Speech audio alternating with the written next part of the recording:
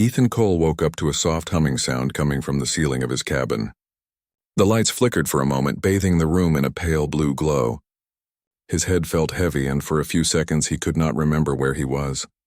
Then it hit him.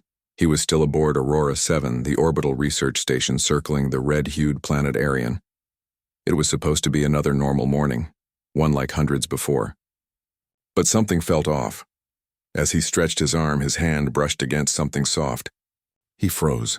Slowly his eyes turned to the right. There, lying beside him on his narrow bed, was Lyra, the alien scientist assigned as his research partner and roommate. Her skin shimmered faintly like starlight, blue with faint traces of silver running along her neck. Her long hair, pale as moonlight, spread across the pillow. For a moment, Ethan thought he was still dreaming, but the sound of her slow breathing told him it was real. He jumped slightly, almost falling off the bed. "Lyra," he whispered. She did not move. The sight was strange. Her delicate fingers clutched the blanket like a child's, her face peaceful. Ethan rubbed his eyes, trying to remember what happened last night. They had finished adjusting the thermal sensors in Sector 3, exchanged a few jokes over rationed coffee, and then went to their separate bunks. That was it. So why was she here? Lyra's eyelids fluttered open, revealing eyes like liquid silver. She blinked at him, confused. "Ethan, what are you doing in my— Wait." She looked around the cabin, realization dawning. "This is your room," he stared back. "Yeah, so, what are you doing here?" Her face flushed a faint violet hue, which he learned long ago meant embarrassment among her kind. "I don't know. I fell asleep in my quarters." She sat up, clutching the blanket tightly. "How did I—" Ethan shook his head. "That's what I'd like to know." They sat in silence for a moment, both trying to make sense of it. The hum of the ship's life support systems filled the awkward air. Ethan swung his legs over the edge of the bed and stood. "Maybe you were sleepwalking?" he offered weakly. Lyra frowned. "My species doesn't sleepwalk. We enter a deep neural rest. Moving during that is impossible." Ethan sighed. "Well, something's definitely weird. Let's check the surveillance log." They dressed quickly, trying not to look at each other too much. Ethan opened his wrist console and called up the night's security feed from his cabin. The log showed normal readings until 02:17 ship time, then static. A gap of exactly 3 minutes, and then the feed resumed with Lyra already lying beside him. "That's not good," Ethan muttered. Lyra leaned closer to the screen. "The energy pattern of that static? It's not random, look." She pointed at the data signature. The pattern repeated like a rhythm, almost like a pulse. "This isn't a camera glitch. It's interference," Ethan frowned. "Interference from what?" "There's no active transmission in this sector." "I don't know," she whispered, "but I can feel something. Like an echo in my mind." Her voice was soft, almost fearful. Ethan wanted to dismiss it as stress, but something in her tone stopped him. He felt it too, an odd tingle deep inside his skull, as if a faint sound were humming just beyond hearing. They spent the next hour running scans through the engineering bay. The system logs confirmed an unexplained power surge at 02:17, lasting exactly 3 minutes. The pulse came from outside the station. It matched no known frequency, human or alien. When they finished, Lyra stood by the viewport, staring into the endless stars. "Ethan," she said quietly, "I think something contacted us." He laughed nervously. "Contacted us? You mean like a transmission?" "No, not a message." She turned to him, her silver eyes glowing faintly in the dim light. "More like a touch." Ethan's heart skipped. "You're saying something touched our minds?" Lyra hesitated. "In my dream I saw light flowing like water. It surrounded me, warm and calm. I thought it was only imagination, but now—" He walked up beside her. "I dreamed about light too," he admitted. Golden light humming like a song. Their eyes met, both realizing they had seen the same thing. A chill passed through Ethan. Coincidence wasn't enough to explain it. Later that evening, the captain asked about the power anomaly, and Ethan filed a technical report, leaving out the part about shared dreams. He didn't want to sound insane. Lyra remained silent through the meeting, her expression unreadable. When they left, she stopped him in the corridor. "If this happens again," she said softly, "promise me we'll face it together." Ethan smiled faintly. "Yeah, together." But as the corridor lights flickered once more, he felt that same faint hum in the back of his mind. This time it whispered his name. He didn't tell Lyra. Not yet. The next morning on Aurora 7 started quiet, but the quiet felt strange. Ethan Cole walked through the empty hallway, the low hum of the ship's engine echoing around him. Usually he liked the calm before work hours began, but today it felt heavy, like the air itself was watching. His wrist console beeped with a system alert, another power surge, smaller than last night but from the same direction, outside the station. He walked into the engineering bay where Lyra was already waiting. She looked tired. Faint silver lines shimmered under her eyes, signs of mental stress for her kind. "It happened again," she said before he could even speak. "Only 2 seconds this time. The same pulse frequency." Ethan nodded, pulling up the diagnostic screen. The energy pattern flashed across the monitor, a rhythmic wave of gold and blue. "Still no origin?" Lyra shook her head. "It comes from deep space, but there's no vessel, no satellite, nothing. It's like the signal doesn't travel through space, it just appears." They stood in silence, staring at the data. Ethan ran his hand through his hair. "It's almost like—" "It's alive." Lyra turned toward him, her expression uncertain. "Maybe not alive the way we understand, but aware." Ethan gave a short laugh. "So what, you think the universe is trying to say hello?" Lyra didn't smile. "Maybe it already has." The words made him pause. He thought about the missing 3 minutes, the shared dream, the voice that whispered his name. "You really think that light from your dream was connected to this?" he asked. "I don't think," she said softly. "I know." They decided to run a deeper scan. Ethan connected the station's long-range sensors directly into the reactor feedback system, boosting detection by 100-fold. It was risky, but curiosity pushed him forward. Lyra watched carefully, her slender fingers typing faster than he could follow. She was quiet, focused, but he noticed her hands trembling slightly. As the scan began, the room filled with a soft hum that grew louder by the second. The lights flickered, and for a moment the air shimmered like heat waves. Ethan blinked in surprise, then looked at the screen. Data lines were scrolling too fast to read. Lyra gasped. "It's responding." "Responding to what?" Ethan shouted over the noise. "To us." The room darkened for half a second and then silence. The monitors turned black. Every system shut down at once. Ethan's pulse raced as he tapped the console, but nothing worked. The emergency lights glowed red, throwing shadows across the walls, and then, for the briefest moment, he heard a voice. Not through his ears, but in his mind. "Ethan." "Lyra." His breath caught. The voice was calm, distant, like wind over water. It wasn't speaking in words, but somehow he understood it. He looked at Lyra. Her silver eyes were wide. "You heard it too," he whispered. She nodded slowly. "It said my name." The systems flickered back to life a moment later, as if nothing had happened.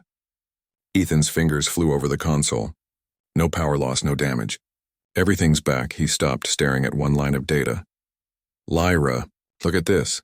The scan had completed, but the result wasn't numbers or graphs. It was an image, a glowing field of light forming patterns, shapes that almost looked like writing. The energy signature matched the frequency of both their brainwaves. Lyra stared at it, her lips moving silently. "It's the same pattern that appeared in my dream," she said. "The same golden ocean?" Ethan leaned closer. "This isn't just a signal. It's communication." Lyra's hands trembled. "Then why us? Why did it connect to our minds?" Ethan had no answer. He could only stare at the strange light patterns dancing on the screen. Hours passed as they tried to decode the signal. The rest of the crew stayed unaware, busy with their own duties. Ethan and Lyra stayed locked in the engineering bay, surrounded by silent machines. Once, when Lyra leaned too close to the glowing image, the screen pulsed softly. Her reflection shimmered, and for a split second, Ethan saw both of them standing together inside that same golden field from their dreams. He stepped back, heart pounding. "Lyra, what just happened?" She touched her chest, breathing fast. It felt warm, like the light wanted to reach through me. Ethan shook his head. "This is insane. We should tell the captain." "No," she said quickly. "Not yet. They'll quarantine us, shut down the project, erase everything. We need to understand what it wants first." He hesitated. "You sound like it's alive." Lyra looked out the viewport, her voice low. "Maybe it is. Maybe it's something that remembers us, something that never forgot." Later that night, Ethan tried to sleep, but the hum in his head returned. He sat up, gripping his blanket. The faint whisper came again. "Don't be afraid." He could almost see the golden light at the edge of his mind. Without thinking, he opened his cabin door. And there was Lyra, standing in the corridor, eyes glowing faintly. "You heard it again, didn't you?" she asked quietly. He nodded.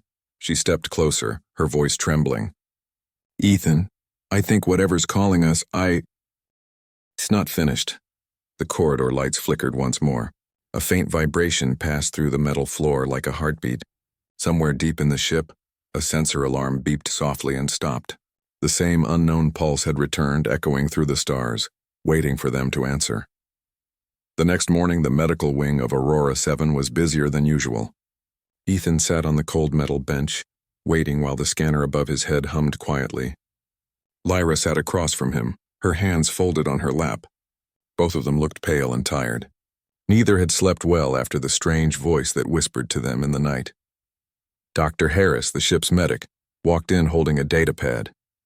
He was a calm man, gray-haired and practical, not someone who believed in strange stories. "You both said you felt lightheaded and heard some kind of sound?" he asked, raising an eyebrow. Ethan nodded. "It wasn't really a sound, more like a thought that didn't belong to me." Lyra's voice was quiet. "It spoke both our names," the doctor sighed. "Probably stress. You've both been working long shifts." He tapped his pad. "Still, I ran your scans. I don't like what I found." Ethan leaned forward. "What do you mean?" Dr. Harris turned the pad around. The screen showed magnified images of blood cells. Ethan's on one side, Lyra's on the other. Both glowed faintly. Tiny threads of golden light moved inside the cells like flowing current. "What is that?" Ethan asked. "I don't know," the doctor said. "Some sort of microenergy filament. It's not mechanical, not viral, not biological as we understand it, but it's in both of you, and it reacts when you're close together." Lyra stood slowly, her expression frozen. "You mean it connects us?" "Maybe," the doctor said carefully. "Or maybe it's just reacting to the same source. Either way, you two are under quarantine until we figure this out." Ethan protested, but the guards outside the door were already there. Within minutes, he and Lyra were escorted to a small isolation chamber, a white room with 2 beds and 1 observation window. Hours passed. The silence between them grew heavy. Lyra sat by the wall, her gaze lost in thought. Ethan finally spoke. "Do you think this thing did this to us?" She nodded slowly. "The light that touched us. It wasn't an accident. It wanted to leave something behind." Ethan frowned. "But why us? Why not anyone else on the crew?" Lyra turned her silver eyes toward him. "Because we were open. You humans build walls in your minds, but sometimes there are cracks. You feel things deeply, even when you try not to. Maybe that's why it chose you. And maybe it reached me through you."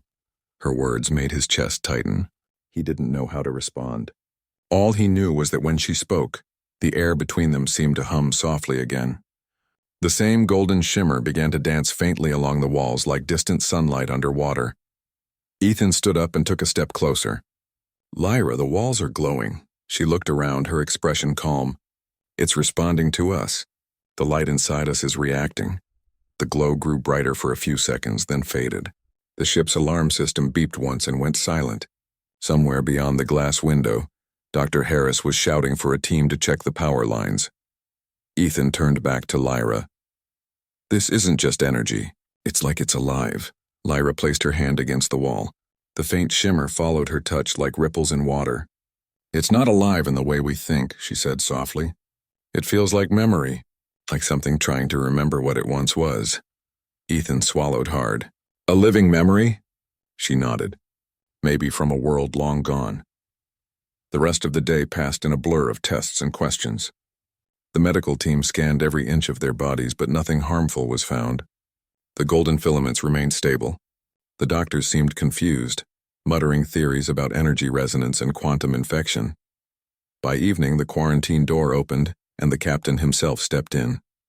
"You're both clear," he said, though his tone was uneasy. "No sign of danger. But until we know what's going on, stay under observation." When the door closed behind him, Ethan finally exhaled. He turned to Lyra. "At least they didn't lock us up forever." Lyra smiled faintly. "They wouldn't dare. They need answers," he laughed softly.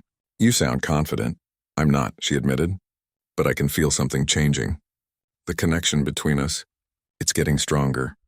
That night they tried to sleep in the same room, separated by a wall panel, but as soon as the lights dimmed, the humming returned, soft, deep, and steady.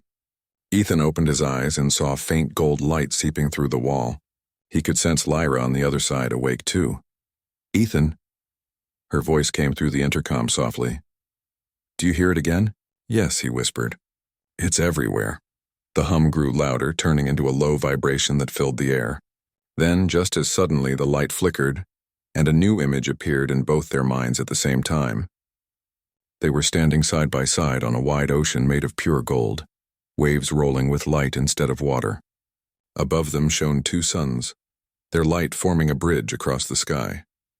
A voice, calm and ancient, echoed through the air.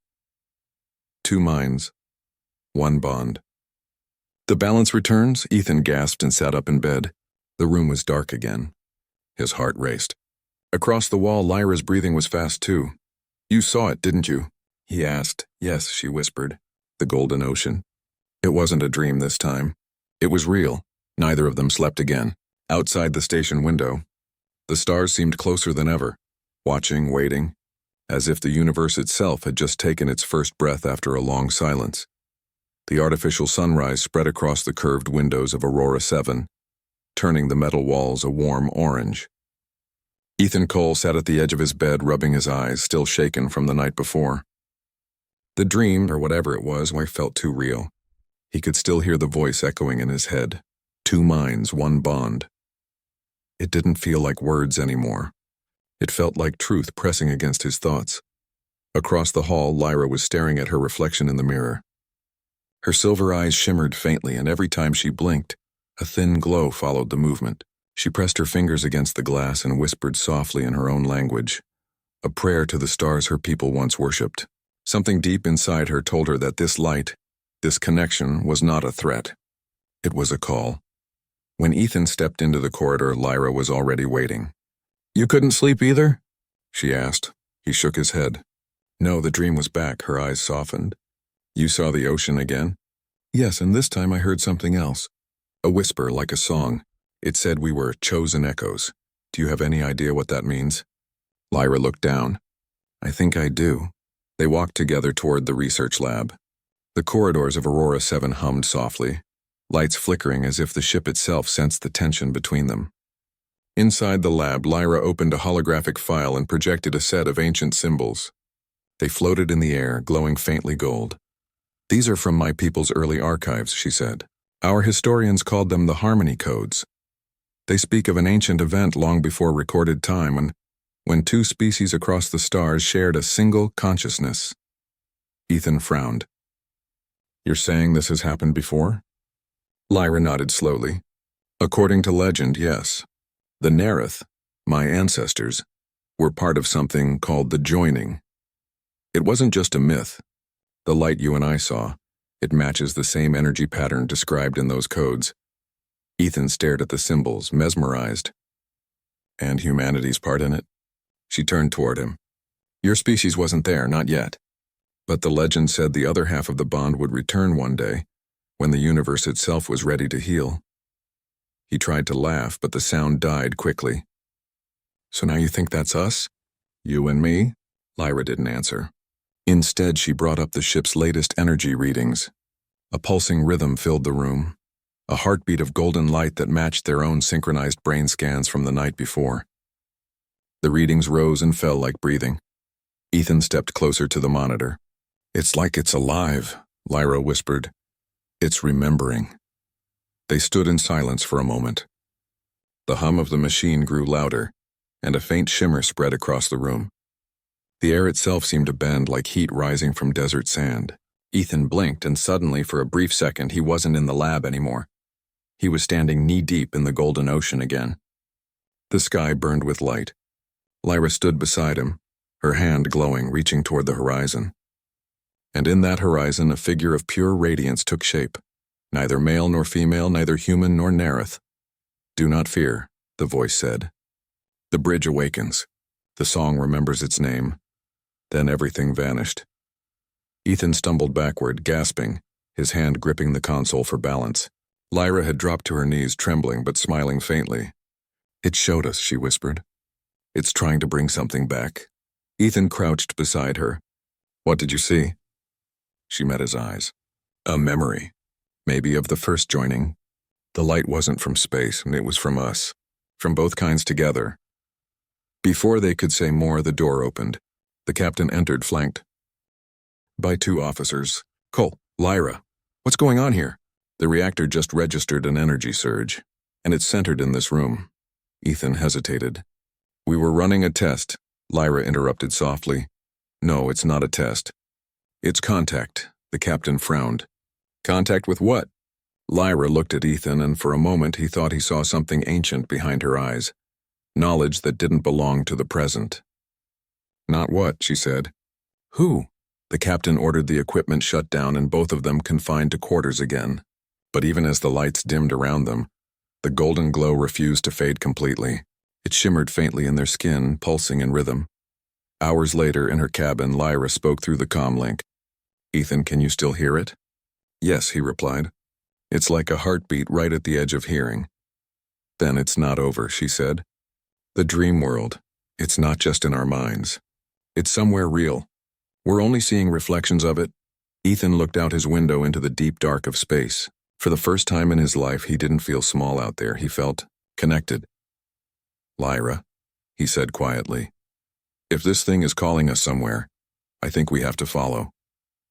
Her voice came back, steady and calm. "Then we'll go together." Outside Aurora 7, a faint ripple of golden light spread outward like a breath across the stars. No one else on the station noticed it. But for Ethan and Lyra, it was a promise that whatever waited beyond those dreams was no longer just imagination. It was real, and it was waiting for them to arrive. "We are what remains of the harmony, the bond that once joined your worlds before time forgot." Ethan swallowed. "Our worlds? You mean humans and Nereth?" The light shifted, showing images in the air. Ancient cities floating above oceans of gold, where humans and Nereth-like beings walk side by side. "Once there was one song," the voice said. "Two species bound by empathy, thought, and unity, but war and fear tore the song apart." The light scattered. The memory slept. "Until now," Lyra's eyes glistened. "You're saying we were meant to be connected all along?" "Yes, you are not strangers. You are halves of the same creation. The spark that links you is reawakened because you dared to reach each other without fear." Ethan looked at Lyra. "So that's why it chose us?" The being's voice softened. "The bond cannot return through machines or weapons. Only through trust. Only through hearts that listen." The golden wind grew stronger, swirling around them. Lyra reached for Ethan's hand. The moment their fingers touched, the air flared into blinding light. Their surroundings vanished, replaced by a sea of pure gold stretching endlessly in every direction.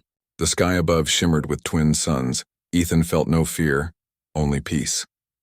"We're inside it," he said quietly. Lyra nodded, tears shining in her eyes. "This is the place from our dreams." The voice returned, softer now. "Your bond completes the bridge. You have restored balance between what was lost and what still remains."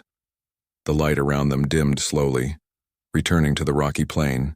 When they opened their eyes, the figure was fading. "Wait," Ethan called. "What do we do now?" "You must choose," it said. "Stay and guard the harmony, or return and share its truth. The bridge cannot remain open without sacrifice." The golden glow began to fade completely, leaving them alone beneath the stars. Lyra looked at Ethan, her expression full of sadness. "If one of us must stay, I'll do it. This is my people's legacy." Ethan shook his head. "No, you're not doing this alone." She smiled faintly. "You humans always say that." The ground beneath them pulsed again as if listening. The golden light returned for a moment, brighter than ever. Then everything went still. Back inside the shuttle, Ethan sat beside Lyra in silence. The moon below them no longer glowed. It was dark, quiet, sleeping once more. But both of them knew the light hadn't vanished. It had moved somewhere else, inside them. As the shuttle lifted off, Lyra looked out the window and whispered, "The song isn't over." "Ethan, it's only beginning." He smiled softly, eyes fixed on the fading moon. "Then we'll finish it together." The shuttle disappeared into the stars, leaving behind a faint trail of gold that shimmered in the endless dark. Inside the small shuttle, silence hung heavy. The stars outside glowed softly as Aurora 7 appeared in the far distance. Ethan sat beside Lyra, staring out the window. The mission log showed strange readings, massive bursts of golden energy that had stopped the moment they left the moon. It was as if the light had gone to sleep again. But deep inside, Ethan could still feel it. A faint hum in his chest, a heartbeat that wasn't only his own. Lyra sat quietly, her hands folded in her lap. Her silver eyes flickered with faint light. She had not spoken much since the encounter with the golden being. When Ethan finally looked at her, she whispered, "It's still with us, isn't it?" He nodded slowly. "Yeah, I can feel it too. Like it's watching." "It's not watching," she said softly. "It's waiting." When they landed back on Aurora 7, the docking bay lights blinked rapidly, reacting to the strange energy that clung to them. Technicians moved nervously, whispering about the glow around their suits. Even the captain hesitated before approaching them. "You both look different," he said cautiously. Ethan forced a smile. "Long story, sir. But we found something. Something alive." "Alive?" the captain repeated, frowning. "You mean an organism?" Lyra shook her head. "No, something older, a memory. A being made of light." The captain gave a skeptical look. "You're both under debriefing and medical evaluation. I need every reading, every recording." Hours later, they sat in the debriefing chamber surrounded by glowing monitors. The data from the mission showed impossible numbers, energy levels beyond any known source, harmonic frequencies matching both human and Nerith neural waves. Ethan tried to explain, but the officers around the table only exchanged nervous glances. One of them whispered, "You're telling us this thing talked to you?" Ethan leaned forward. "It didn't talk, it connected. It showed us what it was, what it wanted. It's not a threat, it's a bridge." Lyra's voice was calm but firm. "And that bridge runs through us now." The officers argued for hours, debating whether to report the discovery or bury it as an anomaly. The captain remained silent most of the time, his face unreadable. Finally, he dismissed everyone except Ethan and Lyra. When the room was empty, he sighed and said, "You both believe this thing gave you some kind of power, don't you?" Ethan shook his head. "Not power, understanding." The captain looked between them. "Then tell me, what does it want?" Lyra stood slowly. "It wants harmony. It wants us to stop seeing ourselves as separate. It wants humans and Nerith to remember what we once were, two halves of one design." The captain looked uneasy. "And if we don't?" "The light will fade again," Ethan said. "And maybe next time it won't return." That night they were released to rest, though neither could sleep. Ethan found himself walking to the observation deck. The stars stretched endlessly before him, cold and silent. But when he looked closely, he saw it. A faint golden shimmer among the distant constellations, pulsing slowly like a heartbeat. Lyra appeared beside him a few minutes later. She stood quietly, her eyes fixed on the same light. "It's calling again," she whispered. Ethan turned to her. "What happens if we answer?" She hesitated. "The being said one of us must stay behind to anchor the balance. Maybe that call means it's time to choose." Ethan's heart sank. "No, we're not doing that. We'll find another way." Lyra smiled sadly. "There's always a choice, but some choices are written before we're born." He stepped closer. "Then we rewrite it." The air around them shimmered faintly. The hum returned, stronger than before. The deck lights flickered, and for a moment the stars outside seemed to move, forming shapes of golden threads that stretched toward the station. The same voice they had heard on the moon filled their minds again, calm and echoing. "The bond is not complete. The bridge must be held." Ethan clenched his fists. "Why one of us? Why not both? The light cannot exist without balance. One must remain within its core while the other carries the memory beyond." Lyra closed her eyes, her face peaceful. "It wants me to stay. I can feel it." Ethan shook his head. "No, it's not taking you." She opened her eyes and smiled faintly. "Ethan, listen. The light doesn't take. It connects. If I stay, I won't vanish. I'll still be here, just in another form. You'll feel me in the hum, in the stars, in every golden ripple. That's what the bond means." He wanted to argue, but the light around them was already growing. The station vibrated, alarms beeping across the deck. Outside the window, the stars blurred into a field of gold. Lyra stepped closer, her hand warm against his cheek.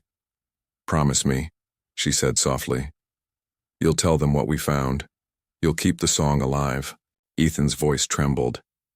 "Lyra, don't—" Before he could finish, the light surged, wrapping around her like a living flame. She didn't scream. She smiled. "Remember, Ethan, harmony isn't made of one. It's made of two." The glow filled the deck, blinding and gentle at once. When it faded, she was gone. Ethan stood frozen, the hum still echoing in his chest. His console beeped softly. He looked down and saw a faint trace of golden symbols forming across the glass. The bridge endures. Outside, a new golden star shimmered beside Arian's orbit. The energy levels on Aurora 7 stabilized instantly. Systems that had been unstable for months now ran perfectly. The crew couldn't explain it. But Ethan didn't need to. He knew. Lyra was there, within the light, within the harmony. As he watched that glowing star through the glass, he whispered, "You kept your promise. Now I'll keep mine." And somewhere deep in the hum of the ship, a soft voice answered, "Always." The following days on Aurora 7 felt different. The air seemed lighter, the hum of the engines smoother, the lights brighter. No one could explain why the ship's systems had suddenly stabilized or why the energy readings showed perfect balance across every deck, but Ethan Cole knew the reason. Lyra was gone, yet not truly gone. Her presence lingered in the glow of the walls, in the gentle rhythm that pulsed beneath the floor, in the quiet harmony that now filled the station. Ethan spent hours in the observation deck staring at the golden star that had appeared near Arian's orbit. It shone brighter than any other point in space, a beacon of calm among the endless black. Sometimes, when he watched long enough, he heard her voice in the back of his mind, soft, warm, familiar. She never spoke in full sentences, only gentle thoughts. "I'm here. Keep the promise and don't be afraid." The crew began to notice the changes too. Plants in the hydrolab grew faster, the air filters no longer clogged, and the station's power core operated beyond normal efficiency. It was as if the whole habitat had come alive. Engineers called it a perfect resonance, a mystery they couldn't reproduce. Scientists from Earth sent message after message asking for explanations, data, and proof. Ethan tried to give them the facts, but words never felt enough. At night, when the ship dimmed into its sleep cycle, he replayed the mission recordings again and again. The moment when Lyra disappeared still felt unreal. She hadn't died, he was sure of that. The light had taken her somewhere beyond physical space, to the same golden realm they had seen in their dreams. She had become part of the harmony itself. One evening, the captain joined him in the observation deck. "Still watching the star?" he asked quietly. Ethan nodded. "It doesn't fade, not even a little." The captain crossed his arms. "The council wants us to return to Earth for full research. They think this light could be a new form of energy." Ethan's eyes didn't leave the window. "It's not just energy, sir. It's something alive. It remembers. It connects." The captain looked at him carefully. "You've changed, Cole. Since that day, you're different." Ethan smiled faintly. "Maybe that's what it wanted, to change us." The captain sighed. "I don't understand it, but whatever it is, it made this station stronger. And you, somehow you've become part of it. Half the systems respond faster when you're near them. Even the AI cores register an unknown frequency tied to your biosignal." Ethan turned to him. "Because Lyra's still here. The bond didn't break." For a long moment, the captain said nothing. Then he placed a hand on Ethan's shoulder. "Whatever happened out there, make sure the world learns from it. We spend so much time fearing the unknown. Maybe it's time to listen to it instead." Days turned into weeks. Aurora 7's crew prepared for their return to Earth. The golden star followed them across the sky like a companion, pulsing faintly whenever Ethan walked the decks. Before departure, he visited Lyra's old quarters.